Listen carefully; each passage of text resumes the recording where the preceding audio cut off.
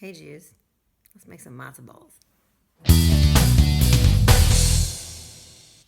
So here you see all the ingredients that you use to make matzo balls. In every recipe of matzo balls, you have matzo meal, eggs, and fat, and some kind of seasonings. In ours, we're gonna grind the matzah ourselves, which is what makes them rustic. We're using just ordinary large white eggs. Our fat is schmaltz, and our flavorings are gonna be ground cinnamon and a little bit of nutmeg. Schmaltz, what is it? Where do you get it? Why is it important? We're gonna show you right now. Well, traditionally, schmaltz is made by rendering chicken fat and chicken skin in a skillet, and then once all the fat comes out, you mix it with some onions, and the onions flavor the fat. But a great shortcut is to skim the fat off of the chicken soup that you're making anyway, because you're making matzo ball soup. It's a nice, quick method of getting a lot of good, clear chicken fat, and then you take that chicken fat when you're done and you fry some onions in it. So we have just about half a cup of hot liquid schmaltz, and I'm gonna add about a half an onion to that, cut thinly, and I'm gonna fry it at about medium-low heat for a little bit. We want the onion to get nice and golden brown. We want the oil to absorb all the flavor from the onion. And oh, that is too brown, way too brown, and we have burned the onions, and we gotta get them out of the oil quickly. Oh my God, we saved the oil, we lost the onions. Sad we lost the onions, but schmaltz, we made schmaltz. So what makes this recipe really different than most matzo ball recipes that you'll find anywhere else is that we want the matzo meal to be rustic. The matzo meal is not going to be light and fluffy and airy. The matzo balls are not going to be light and fluffy and airy. We want them to have texture. So we got about a cup and a half of really coarse ground matzah, and we're going to use, we're going to start off with a quarter of a cup of schmaltz. To the schmaltz, we're going to add our 2 eggs, and you always break them into a separate bowl so you don't wind up with shells in your fat that you have to pick out.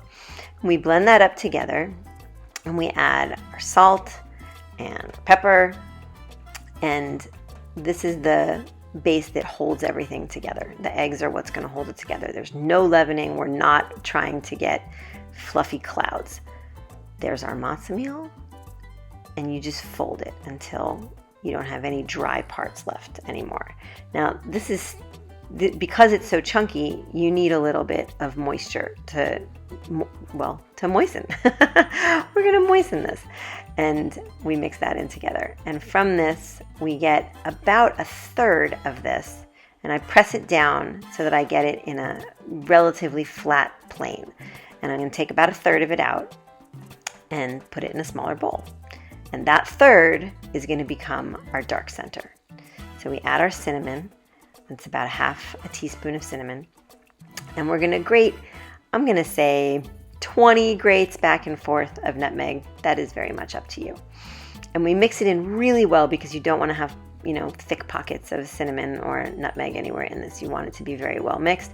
And it seems a little too chunky, you add a little bit more of the stock.